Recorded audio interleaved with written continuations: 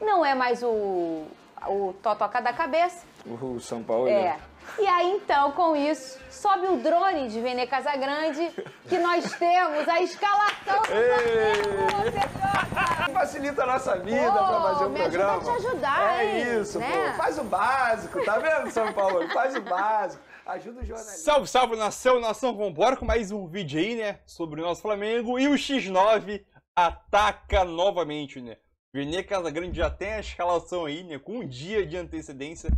O time titular, né, que deve enfrentar, né, o Corinthians na Neoquímica Arena. Lembrando um ponto importante aqui, né, nos últimos jogos entre Corinthians e Flamengo em São Paulo, o Flamengo tem uma larga vantagem jogando em São Paulo. Então, o Corinthians, jogando em casa, é freguês do Flamengo, né, sinceramente. Então, eu acho que tem tudo para mais uma vitória do Flamengo jogando na casa do Corinthians, né. Lembrando que a casa do Corinthians lá é um tapete, a Neoquímica Arena. Acho que tem tudo para o Flamengo conseguir desfilar o seu talento, que a gente sabe que os jogadores têm. Só que ultimamente não está demonstrando isso dentro de campo, né. Palpite para o jogo, né. 2-0 pro Mengão e o X9 ataca novamente. Vambora. Vai deixando seu like, seu palpite também. E vambora com mais um vídeo, nação. Reencontrar o seu período vitorioso, fazendo esse pequeno ajuste fino com o Mário interino e chegando o Tite em breve, que ainda não assinou. Mas não é mais o Totoca da cabeça. O São Paulo. É. E aí, então, com isso, sobe o drone de Vene Casagrande, que nós temos a escalação do Muito bem! Assim facilita a nossa vida pra fazer o programa. Me ajuda a te ajudar, É isso, né? pô. Faz o básico, tá vendo, São Paulo? Faz o básico. Ajuda os jornalistas. Então, o time que vai a campo contra o Corinthians, o provável time foi o que o Mário Jorge esboçou na atividade dessa sexta, é o mesmo que enfrentou o Bahia. Ou seja, ele não vai fazer nenhuma mudança. E se o Arrascaeta for relacionado, fica no banco de reserva. Vamos lembrar o time do Bahia? Vamos lá. Rossi no gol, Wesley, Fabrício Bruno, Léo Pereira, Ayrton Lucas. Aí teve o Pulgar, Thiago Maia, foi isso? Thiago Maia, Everton Ribeiro, Bruno Henrique, Pedro e o Gabigol ficando no banco de reserva novamente. Essa é a grande, digamos, novidade. Esse é o ideal? Acredito que sim, né? Você esqueceu o que você vai fazer? O quê? O programa com chicletinho. Você esqueceu? Não, foi natural. Não, você quiser. Se você quiser É que eu sou igual ao Romário, Fernando, entendeu? O Romário jogava com chiclete. Eu, porra, na hora sextou, entendeu? Tem que meter gol. Tem um artilheiro que mastiga chiclete, que se chama Tiquinho Soares. É verdade, também. Só não pode fazer igual a Luiz, que botou 4 chicletes na boca e quase morreu quando jogava pelo gol. Você acha que esse é o Flamengo caminhando? Eu acho que sim. O Rossi, Sim. o personagem? É o que eu falei, cara. O Gabigol, Matheus Cunha, no momento que a gente estava discutindo aqui, ele não era um cara, não era um problema. Mas o Matheus Cunha também não era aquele goleiro para um time que tem mais de 30 milhões de reais de investimento que você fala assim, esse é o meu goleiro, esse é o cara que eu quero se você tivesse no meu gol. Poderia acontecer igual a Luísa. Então eu acho que o Rossi, pela experiência que ele tem, pela bagagem, ele é o ideal. Ele é um goleiro do tamanho do Flamengo. Agora, se você for olhar à frente, cara, eu já falei isso aqui, o Gabigol tá em péssima fase, mas o Pedro também. Então eu acho que assim, pro Gabigol retomar essa vaga, ele vai ter que entrar melhor dentro das partidas, ele vai ter que se dedicar mais, porque infelizmente, como ele está no banco, quando ele entra, eu não vejo o Gabigol se destacando para poder tomar a vaga do Pedro. Então eu acho que a escolha do Pedro, ela acaba sendo mais coerente. Ô Vene, como sentiu o Pedro, né? Tudo que aconteceu dentro dessa temporada, e a gente não pode nem falar que é por ser, talvez, tem pouca experiência, que ele já tem até uma certa experiência, mas que você vê personagens como o Everton Ribeiro, muito experiente, sentindo o clima que estava no Flamengo. E no último jogo, o Pedrosa destacou muito bem aqui, o cara, a gente relembra que ele é um fora de série, né? Ele é um cara que faz totalmente a diferença, principalmente quando ele está à vontade. E o Pedro deu para ver que é esse personagem. Tudo bem que ele foi um foco principal, com essa questão agressiva que começa o Flamengo, começa com um problema onde ele toma um soco no ambiente de trabalho dele. Isso deve ser muito difícil, né? Fernando, eu não consigo nem julgar o Pedro ou criticar o Pedro, até porque eu já falei isso aqui várias vezes e volto a repetir. O Pedro, se ele pudesse, ele nem estaria mais vestindo a camisa do Flamengo. Ele recebeu oportunidades, recebeu propostas para poder se despedir do Flamengo durante a janela de transferência. Um clube que fez uma proposta oficial ao Flamengo foi o Benfica. O Pedro queria ir e por ele nem estaria mais no Flamengo. Então assim, eu não consigo criticar. Óbvio que vai chegar um determinado momento que ele vai ter que retomar o bom futebol. Acho que esse momento será quando o novo treinador chegar. finalizando a contratação do Tite, por exemplo, o Tite já levou o Pedro para a Copa do Mundo. Não vai deixar sair. Não vai, exatamente, não vai deixar sair. Vai ter uma conversa. Enfim, até uma curiosidade nos bastidores, o Pedro até trocou de empresário. Ele agora está sendo representado por Juliano Bertolucci. Então eu não duvido nada. É um grande empresário. É um grande empresário. Eu não duvido nada que ele chegue com uma proposta aí na próxima janela de transferência. Tudo vai depender do que vai acontecer com o Pedro e com o Flamengo nessa reta final de 2023 e com o novo treinador também. Ou a gente pode dizer, fazer uma leitura, que o Pedro queria tanto estar no Flamengo, que ele até em algum momento abriu mão da seleção pelo Flamengo.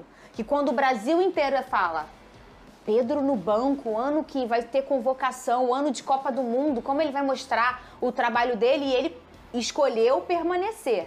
E aí depois, coisas de Deus, né, os deuses do futebol e o Deus maior que é o nosso, que bota o Dorival ali no caminho desse menino e põe ele para encontrar o Gabigol juntos dentro de campo, o único que conseguiu fazer isso acontecer, e isso dá a vaga da seleção pro Pedro. Então, assim, eu acredito que não vai ser mais um desafio, ainda mais chegando um Tite, chegando uma organização e um cara que gosta do Pedro, provavelmente ele vai repensar muito essa questão dessa saída. O Tite não gosta do Pedro, ele ama o Pedro. Essa é uma grande diferença. Ele é apaixonado pelo futebol do Pedro. E o Everton também, né? E o Everton também, obviamente, foi o cara que ele levou para a Copa do Mundo. A confiança, ela vai ser extremamente necessária. A questão do Pedro é que ele não abriu mão só da seleção naquele momento, ele abriu mão da Europa. A cada tempo que passa, é mais difícil dele ir para a Europa. Quando ele escolhe ficar no Flamengo e acredita que vai vencer no Flamengo e vence, isso é uma escolha do jogador e que muita gente criticava. A gente não achava que era, Pedro, você está desperdiçando o seu talento. E ele preferiu ficar. E como você bem pontuou, o Dorival conseguiu fazer isso. Agora, com a chegada do Tite, cara, eu não falo só do Pedro não, Fernanda. É o time inteiro que tem capacidade de evoluir. O time inteiro tem capacidade de voltar ao que eles sabem fazer, que é jogar futebol, que é mostrar o seu talento. Então, eu já falei aqui, o Tite sobra no Brasil e o Flamengo tem a oportunidade, organizando e dando carta branca pro Tite, de voltar a ser aquele time que mete medo no adversário, que conquista título, que é o Flamengo de fato e que não foi nem perto esse ano. Só um instantinho, tá vendo? Lá vem. Será que vai voltar aquele negócio? Mas o negócio é o seguinte, Fernanda.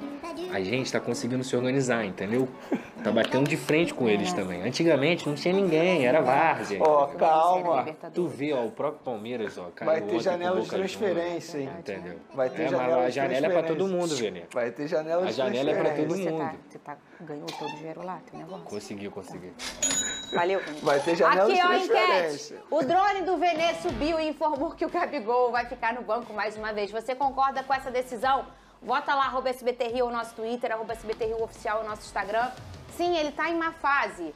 Não, ídolo não é reserva, ou Pedro, BH e Gabi juntos. Bota todo mundo lá, que nem quando eu jogava o CM5, botava o Sidorf na zaga, eu não queria nem saber. Eu só queria atacar. Eu não achei errado botar os três, não. Só questão de posicionamento do Gabigol mesmo. Se organizar direitinho, todo mundo faz gol, né, Vene? É isso. Todo mundo come um pouquinho ali, né? Todo mundo faz gol. O Vasco recebe... Então, é isso aí, né? Como o Vini Casagrande falou, né? Essa é a provável escalação do Flamengo, né? O Mário Jorge deve repetir, né? É o mesmo time que enfrentou o Bahia.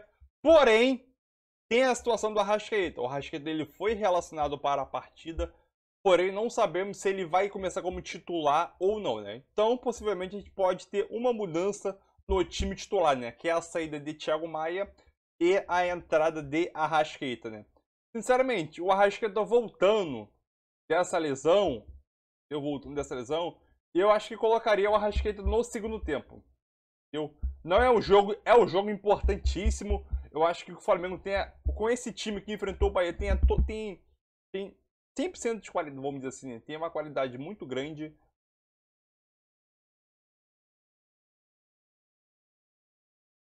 Deve ter, né, uma mudança aí com a saída de Thiago Maia e a entrada de Arrascaeta. Caso o Arrascaeta não comece de titular, eu acho que o Thiago Maia consegue suprir ali no meio de campo, né, com o homem mais de meio de campo ali. Óbvio, não faz a mesma função os dois, né, obviamente. Mas o time que enfrentou o Bahia acho que é completamente apto a chegar na Neoquímica Arena diante do Corinthians e conseguir ganhar o jogo lá, sem o Arrascaeta, principalmente no primeiro tempo, né? Obviamente que o Arrascaeta ele deve entrar no decorrer do jogo e ajudar o Flamengo, né? Quando o Flamengo tá com o Arrascaeta dentro de campo, é outro time, né? O Arrascaeta, é um jogador genial que, querendo, quando ele tá dentro de campo, ele faz os jogadores ao seu redor crescer, né? Então, eu colocaria o Arrascaeta no segundo tempo, né? Mas, obviamente, aquilo. Ah, o Arrascaeta vai começar ou não? Porque o Everton Ribeiro já deve começar como titular nessa partida. Arrasca e Everton Ribeiro? Seria ótimo. Seria ótimo os dois jogando juntos, né? Mas como o Arrascaeta tá voltando de lesão, daquele jogo que foi contra o Inter, se eu não me engano, né? Jogou contra o São Paulo. Aí agora tá se recuperando novamente, terminando o processo, porque ele foi pro jogo, né? Diante do São Paulo no sacrifício. Então acho que eu colocaria o Arrascaeta no segundo tempo, né? Mas é questão de escolha, né? O Mário Jorge deve ter sua opção, né? Se ele começa como titular ou não. Eu quero saber a tua opinião também aí. Eu acho que é uma escalação boa. Acho que é uma escalação ideal. Acho que, obviamente, que muita gente vai concordar com essa escalação aí que o Mário Jorge definiu praticamente no treino de segunda-feira, que podemos ter uma mudança com a saída do Thiago Maia e a entrada do Arrascaeta. Acho que essa é a única mudança que pode ter até o dia do jogo, né? Mas deixa a tua opinião aí. É isso aí, tamo junto. Acho que eu colocaria o Arrascaeta no segundo tempo. Ah, e outra coisa que eu tinha esquecido, né? Já tinha esquecido sobre palpite, né? Eu continuo com o meu palpite de 2-0 Flamengo diante do Corinthians na Neoquímica Arena, né? O Corinthians é freguês do Flamengo, mesmo jogando em casa, né? Nos últimos confrontos aí, o Flamengo vem levando uma larga vantagem do Corinthians jogando na casa do Corinthians, né? Que é a nossa casa, né? Então, continuo achando que o Flamengo vence esse jogo por 2-0 e mais uma vitória do Flamengo jogando em São Paulo, né? Deixe seu palpite e o seu placar também, que é a mesma coisa. Bora!